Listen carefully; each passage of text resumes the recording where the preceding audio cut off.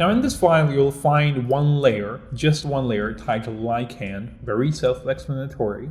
And if you unfurl it, if you command and click on this arrow, it will unfurl all the nested options. So that's a shortcut for you. If you just click it without holding command, you'll have to unfurl the nested options again and again. But if you want to unfurl everything, you hold command and you click here. Inside here, if you go to the path property, you will notice that we have 4 keyframes here. Now I'd like us to understand where these 4 keyframes came from and what they do. So this entire graphic is first of all made of 2 parts. There is hand, which is this part over here, the palm and the thumb and everything, and there is sleeve, which is basically just this rectangle over here. Now this whole shape, this whole vector shape was created in Adobe Illustrator.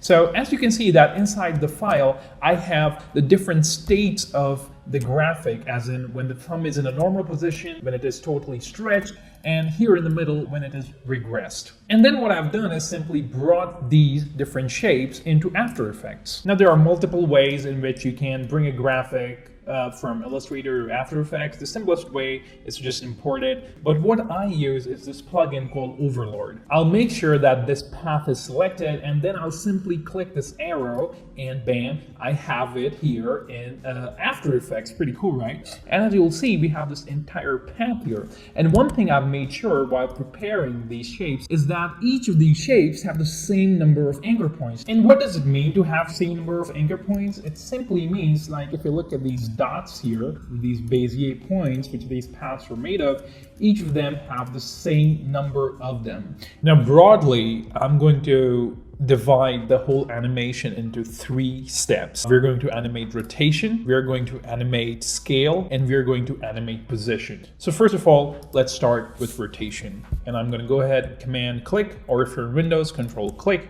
to just wrap everything up so that we have just this visible. And another shortcut for you, if you're not already aware, with a layer selected, you can press R to bring up the rotation. And you know what? Let's go ahead and get started. The number one thing that you want to make sure is that the anchor point of this whole graphic is on the bottom left corner. And if it's not in the bottom left corner, if it's somewhere around center, what you have to do is press Y to bring up this tool. It's called the pan behind tool.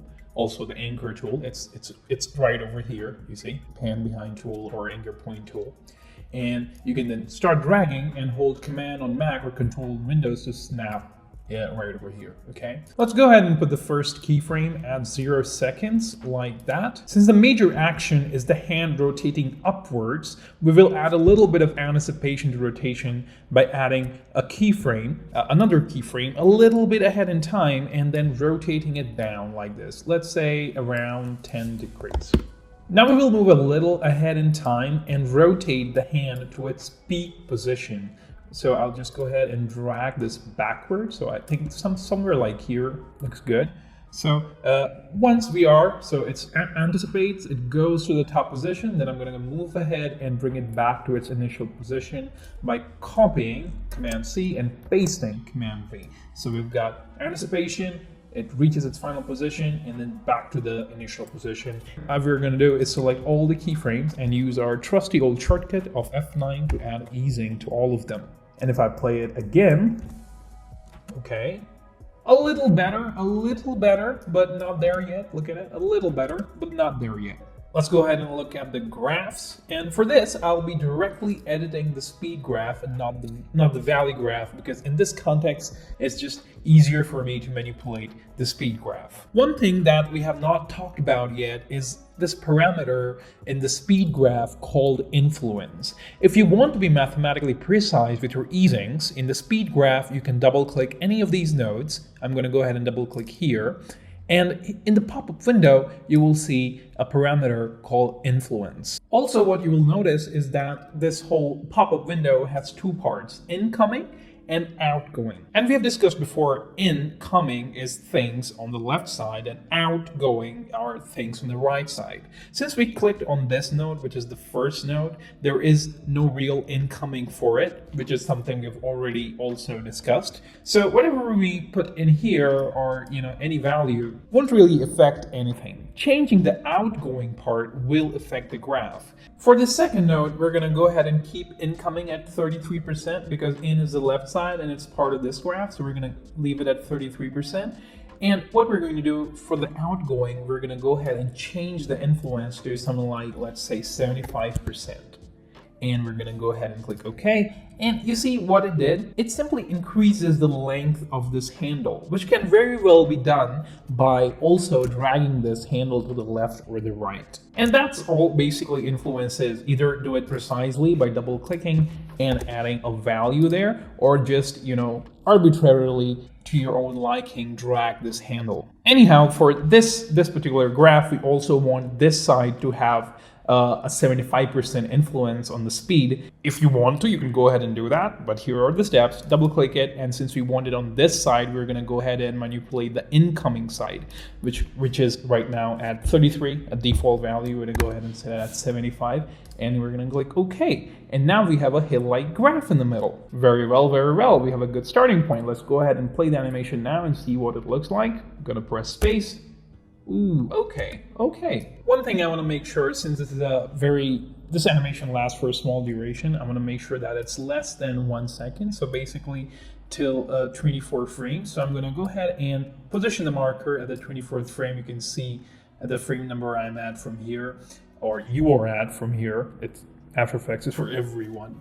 So select all the keyframes, hold Option on Mac or Alt on Windows, and go ahead and drag it like this so it fits within 24 frames. Now, what I want to do next is I want the anticipation to last not so much. I just want it to last for like 3 frames. So I'm going to go ahead and position the playhead at 0. Then on Mac, you can use Command and right arrow, and I believe on Windows Control and right arrow to move a single frame forward. So I'm going to go ahead and move to the 3rd frame, right? So Command 1, 2, 3, and this is all. This is how long I want the anticipation to last. So I'm going to go ahead and drag this to here. So now the anticipation is like this. Okay, cool. And also what we want is that the hand to linger on this pose for a little bit. Let's go ahead and go to the value graph. Go ahead and go to the value graph.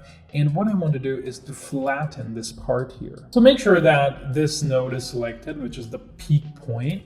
And I'm going to go ahead and select this part. First of all, let me zoom a little. I'm going to go ahead and select this part, hold Shift, and just drag it out. It'll just make it more flatter here so that it lingers on this position. And I can keep going back and replaying it, and you can see that, yeah. Well, the flatter I make, the more that it will linger here. So let me go ahead and make this a little more flatter, and yeah, you see, it just goes ahead and sort of pauses at the position. And it is because I flattened this part here. And now you can see how value and speed graphs are used interchangeably. And this change, the flattening, has of course rippled out to the speed graph, as you can see here. And in turn, it would have also changed the influence a bit, which is, to 100%, which is all right. We only use the influence to give us a base animation on top of which we can build on. Also, if I go ahead and play back, look at how the way the anticipation ends is a little sharp here. So let me go ahead and play it. And you can see that it's a little sharp. I just want it to be a little smoother. So I'll go back to the value graph here, zoom in a little bit more, and try to make it flatter. So I'm going to go ahead, hold Shift, and make it flatter. So let's go ahead and play it again and see if it ends that sharply when the anticipation ends. So I'm going to go ahead and press space. And yeah, it's not that sharp. It's sort of smooth. Which is good, getting there. Now we need to play around with scale a bit. We want this hand to shrink during anticipation, like when it goes from here to here. We want it to shrink a bit and then burst into bigger size as it reaches this peak position. Let's go back to our timeline where we can see the keyframes. You can select the layer, and if you already have a property visible, you can hold Shift and press a shortcut. So I'll press Shift and S to bring up scale here. Right, and then I'll go to 0, time 0, and pop in a keyframe at 100% scale at time 0. And then during anticipation, what I want to do is I want to shrink the size to something like 90 or 87%, something like that, a very arbitrary number. And then as it reaches the peak position, what I want to do is increase its scale to something like 110, or let's go with 115 here. Okay, so it goes like this. shrinks and then pops up there and then goes back again. As it is coming back, I want to go ahead and copy the initial scale keyframe and paste it here so that while coming down it shrinks to its original position. Okay, now if I play the animation again, you'll see that the rotation and the way scale animates, it's totally out of sync. We need to get the rotations easing onto scale.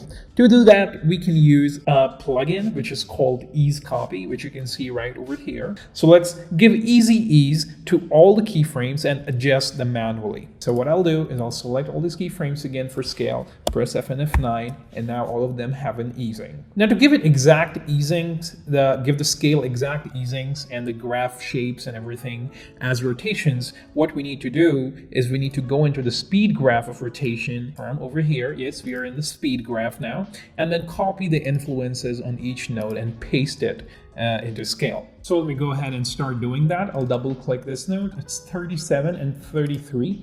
I'll go to scales, speed graph. I'll double click here. And since it is a two-dimensional property and X and Y both are changing, we're gonna make sure that lock dimensions is checked, and we're just going to paste the values here. So as you knew, as we saw in previous graph, we had it at 37% and the outgoing at 33%. We're going to click OK here. All right, we're going to go to rotation again, double click here. We've got 86.56 and 75. Go to scale, double click, 86.56, and what was that? Was that 75? Guess it was. I'm going to click OK, and you can see that the graph shape changes to mimic exactly how this is. So I'm going to check again. It was 75. It was 75. Let's double click here. We've got 100 and 100. I'll go back into scale, double click this node, give it 100 here, and then give it another 100 here, and bam, we've got this graph. Let's go ahead and look at the last keyframe here. It's got 33 and 16. So go back to scale. We've got 33 here, and it doesn't really matter, the outgoing part, because it has no outgoing part. But anyway, let me just write 16. Okay, it doesn't matter. And now, if I go ahead and play it, you can see that the scale and rotation are totally in sync, as you can see. Let's say rotation, just to begin with. Hold Option on Mac, or Alt on Windows, and click the stopwatch icon, which will bring up the expression editor. And right here, I just want you to paste it, Command V, and click out and not worry about it, okay? And I want you to do the same thing with scale too. Option click, Command V, click out, nothing to worry about. And let's hold Command or Control on Windows and just collapse everything. And if I play the animation now, nothing really happened. Oh shit, did I do something wrong? No, I did not do something wrong. The way the expression works is that you need your last keyframe to be linear easing.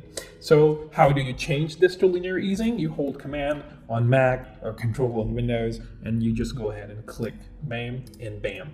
And now if I go back and play it, whoa, there's some bounce there, isn't it? Some life there. You're right. Cool. All right, now we are almost done with this animation. We need to add position in all the hand shapes here. The next thing we want to do is we want to bring up the path property, which is over here. These two paths, which we've already talked about, the keyframes of which we pushed way towards the right. It's time to bring them back in. So I'm just going to drag them and position them at the beginning of my timeline. And let me just go ahead and adjust these so that they match the anticipation and everything. So this part is actually when the thumb kind of regresses. So anticipation, and then the extreme pose over here with the thumb stretch, and then coming back to normal. So let's go ahead and play it. It won't be perfect, but let's see if it gives us an idea of the final animation. So okay, yeah, so it's definitely not proper because it's moving in a whole different, out of sync, the thumb. What we need to do here is bring up the easing from scale or rotation to the path. Now, earlier, you saw me copy and paste the influences, right? You can go ahead and do the same thing. But what I'm going to do is I'm going to go ahead and use the Ease Copy plugin. So I'm going to go ahead and select scale or rotation. Doesn't really matter. Both of them have the same easing. I'm going to click on copy. I'm going to go ahead and click on the path, and I'm going to go ahead and hit paste ease, okay? And then I'm going to go ahead and play the animation and look at this right now. Whoa, it's pretty much in sync. Let me go ahead and zoom in and see if I can make certain adjustments. Let me play again. Yeah, pretty much in sync. What I can do here is maybe move this peak position to a bit, ahead so that it lingers for a bit more. So let me do this and let me go ahead and play again. And everything looks perfect and everything looks proper. The only next thing that we need to add right now is the animation to the position property. So let's go ahead and do that. Let me go ahead and select this layer and press P to bring up position. And I'll go ahead to time 0 and create a keyframe. Now I also need to match it with rotation or scale. I'm just going to go ahead and press Shift S to bring up scale so that I can match the position of keyframes. And as it is, anticipating and shrinking, I want this to move. I want the hand to move a little bit downwards. So let me go ahead and choose the second number, which is the Y position, and drag it a little bit down as it's shrinking. So as it's shrinking, it goes a little bit down. Let me move it a little more down. And now, as it is rising, I want it to move a little bit up. So I'm going to go ahead and move it a little bit up, right around there. And then as it is coming down, I want to bring it to the original position. So copy this keyframe and paste it here. So now it moves down, it moves up, and then it moves down again. Now I'm going to go ahead and again copy the easing from scale, using ease copy, of course. Now I could, again, go into the speed graph and copy and paste individual influences, but you don't want to sit through and watch me do that, right? So you do that if you don't have the ease copy. I feel really guilty to be using a plugin, but it's required again. So sorry for wasting your time. I'm going to go ahead and copy the easing, go to position, and paste the easing just like that. And if I go ahead and play it, you can see that the position is also changing now, and it looks so much better. One last bit of adjustment is to make the path of movement a little arced. Because remember that it's a basic principle of animation that nothing in real life moves in a straight line. So we need to add a little bit of arch to the position. So let me go ahead and select this. And with the position property selected, you will notice that there are these dots, not the square ones, but the circular ones. These are handles for the Bezier curve. So I can go ahead and drag it so that it forms a curve. And let me go ahead and form a curve wherever I can and make it as smooth as possible. So that's what I'm doing now. And let's move it like this, and let's move it like this. That's enough curve. Let me zoom out and play again, and you see that now it sort of moves in a curve, and then it added the curving of the path just added so much more life to this animation. So let me go ahead and play this one final time, and there you are. And to your own liking, I think this is a little too much right now, but to your liking, you can also go ahead and adjust this as you like it. So yeah, that's pretty much it. One final play. Okay, great.